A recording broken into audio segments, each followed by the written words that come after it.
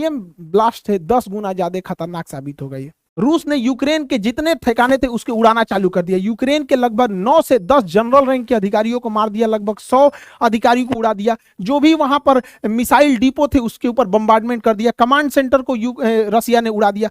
रसिया ने अब अपने प्रेसिजन गाइडेड बमों को गिराना चालू किया। पहले रसिया के जहाज नीचे उड़ते थे जिससे वो टारगेट पे बम गिराते, तो अब हाइट पे उड़ रहे हैं और precision guided laser guided bomb गिरा रहे हैं, जो महंगे होते हैं लेकिन अचूक हमला करते हैं। अब रसिया ने पूरा कमर कस लिया, हमले को तेज कर दिया। उसने अपने Su-35 बॉम्बर को उतार दिया है मैदान में।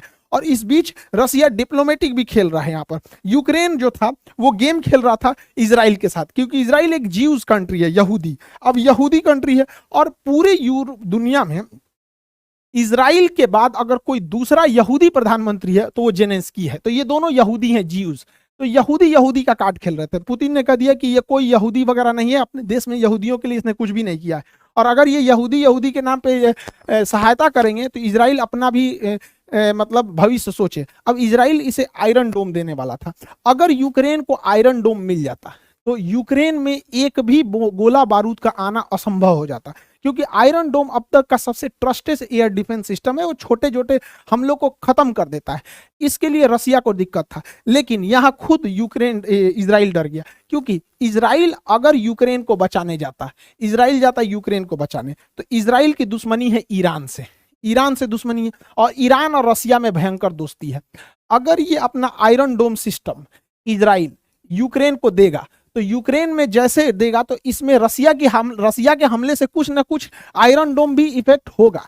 और आयरन डोम जो है अगर रसिया के कब्जे में आ जाता है तो रसिया उसका रिवर्स इंजीनियरिंग करेगा, और रिवर्स इंजीनियरिंग करके ईरान को दे देगा, और ईरान उसका तोड़ निकाल देगा और हमास नामक आतंकवादी संगठन को दे देगा। और जिस हमास जो रॉकेट मारती है इसकी सारी कमजोरियों को हमास पढ़ लेगा और रिवर्स इंजीनियरिंग करके बाद इजराइल को ही तबाह कर देगा। इसलिए इजराइल को मदद करने से ज्यादा खुद से डर लग रहा है कि कहीं आयरन डोम का रिवर्स इंजीनियरिंग करके कहीं कोई काट ना निकाल ले। रूस का सबसे ज्यादा अगर कोई हेल्प करता है तो वो इसका बेलारूस करता है। बेलारूस रूस का सबसे परम मित्र है। यहाँ पे लुकाशेंको इसके प्रधानमंत्री हैं। ये लुकाशेंको, इनकी रूस से बहुत ज्यादा दोस्ती है पुतिन से, क्योंकि दोनों ही पिछले 20 से 25 साल से सत्ता में है सब। यहाँ पे दोनों एकदम दोस्त की तरह, लगता है रिश्तेदार है सब यहाँ पर। अब इसमें ऐसा रीजन क्या है, क्योंकि ना ये बेलारूस की स्थापना 1991 में हुई थी, 1991 में। उसके बाद 1994 में सत्ता कब्जा कर लिए कौन, ये लुकाशेंको, और तब से लेकर अभी तक वहीं पे है। चुनाव होता है तो जीती, दूसर को किसी को जीतने ही नहीं देते। 2020 में चुनाव हुआ, इनको 80% वोट मिला।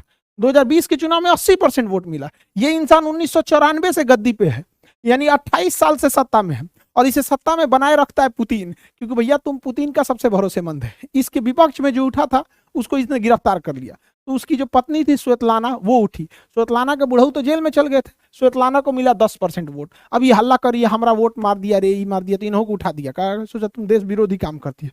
कितना भी विद्रोह हो जाता है कोई कुछ नहीं सुनता है। रसिया अपने उधर से कुछ वैगनार ग्रुप वालों को भेजता है, शांत कर देते हैं सब यहाँ पे। तो बेलारूस और रसिया में बहुत बेहतरीन कनेक्शन है, क्योंकि इनको भैया 28 साल से सत्ता में है। ये क्या करेंगे, कोई इनके खिलाफ अगर बोल दिया तुरंत ये बंदा उसको जेल में भेजवा देता है। इतना खतरनाक है। एक पत्रकार था जिसका नाम था रोमन प्रोस्टेविच। रोमन प्रोस्टेविच जो था इनके खिलाफ लिखता था कुछ। ये एक बार ग्रीस से जा रहा था लिथुआनिया के लिए, ग्रीस से लिथुआनिया के लिए जा रहा था रियान एयरलाइन के थ्रू। अब जब ये ग्रीस से निकला, यूक्रेन के ऊपर से गया, जैसे बेलारूस के ऊपर से इसकी जहाज उतरी, इसने मिग 29 जहाज भेज दिया, लड़ाकू जहाज, और हवा में उसके जहाज को किडनैप कर लिया गया, जबकि ये इलीगल है, आप दूसरे जहाज को नहीं कर सकते हैं। लेकिन इसने बहाना क्या बनाया कि इसको सूचना मिली है कि इसके अंदर बम रखा हुआ है, उतारो। अब भैया दोनों ओर से घेर लिए लड़ाकू जहाज, पायलट उतारा। जब पायलट उतारा तो इसकी पुलिस अंदर घुस गई और कही कि ससुरा रोमन प्रोस्टोविच निकालो इसको, चल रे ससुरा तुम ही बम है, लेके चल गई। जहाज को कहा जाओ जाओ, इसी की जरूरत थी। इतना खतरनाक है बेलारूस। इनके खिलाफ आप बोले मतलब अगले दिन आपकी आंख खुलेगी जेल के अंदर। तो बेलारूस और रसिया के बीच में अच्छी दोस्ती है। रीजन क्या है कि बेलारूस में जब तक ये आपके लुकाशेंको है और इधर पुतिन है, भैया पुतिन सन 2000 से है, ये 1994 से है, पुतिनों से बूढ़ है ही। तो समझ में आ रहा है, पुतिन का हर मामले में लुकाशेंको हेल्प करते हैं और पुतिन भी इनका हेल्प करता है। दोनों एक दूसरे को सत्ता में रखे हुए हैं, तो दोनों को एक दूसरे की ज्यादा जरूरत है। अब कुछ लोगों का कहना है कि इस विद्रोह के बाद पुतिन कमजोर हो गए हैं। कोई कमजोर नहीं हुए, उल्टे पुतिन शक्तिशाली हुए हैं। क्योंकि 2016 में तुर्की में भी सेना ने तख्ता पलट की कोशिश किया था, लेकिन जनता ने उस तख्ता पलट को विफल कर दिया और तैयबुल अर्दोगान 2018 के चुनाव में भारी मतों से जीत गए। इसका मतलब जब कभी भी राष्ट्र पर विकट संकट आता है तो उसी राजनीतिक पार्टी को लोग वोट देते हैं जो पहले से सत्ता में है, क्योंकि जब राष्ट्र भावना जुड़ जाती है तो लोग दूसरे को नहीं देखते हैं। ऐसा 1999 में भी हुआ था जब चेचन्या हुआ था। चेचन्या अभी जो चेचन लड़ा के पुतिन के फेवर में, चेचन्या में जब विद्रोह हुआ था तो लोग पुतिन का भी साथ दिए थे और उसी के बाद पुतिन को सत्ता में दिया गया। हमारे देश में भी एक बार हुआ, पाकिस्तान ने हमला कर दिया। पाकिस्तान का यह कायराना हमला जो था हमारे सोते हुए सीआरपीएफ के जवानों पर हुआ था फरवरी में। इतना बुरा वो दिन था और हमारे जवान वहां शहीद हो गए। इसके बाद हम लोगों ने सर्जिकल स्ट्राइक किया। सर्जिकल स्ट्राइक हुआ, उसमें हमारे विंग कमांडर अभिनंदन का जहाज उस साइड में गिर गया और सरकार ने बड़ी दृढ़ता से उसे वापस लाया। इससे देश की जनता का और अपने सत्ता के साथ विश्वास बढ़ गया और मोदी जी का उल्टा मतलब जो वोट शेयरिंग था वो बढ़ा। रीजन क्या है कि जब भी राष्ट्र पे संकट आएगा और राष्ट्र का जो अध्यक्ष है वो बहुत बोल्ड डिसीजन होगा तो जनता उसी के साथ लेगी। जितना कड़ा डिसीजन इन्होंने सर्जिकल स्ट्राइक में लिया था उतना कड़ा डिसीजन मनमोहन सिंह को भी लेना चाहिए था जब ताज होटल में हमला हुआ था, लेकिन उन्होंने नहीं लिया था। यहाँ पे उनको लेना चाहिए था ये हमला। तो बहुत जबरदस्त, ये डिपेंड करता है कि रिएक्ट कैसा कर रहे हैं। तो पुतिन तो बहुत खतरनाक रिएक्ट कर रहे हैं, इसलिए क्रेमलिन में होने वाला इलेक्शन, रशिया में 2024 इलेक्शन में पुतिन को कोई नहीं हराएगा।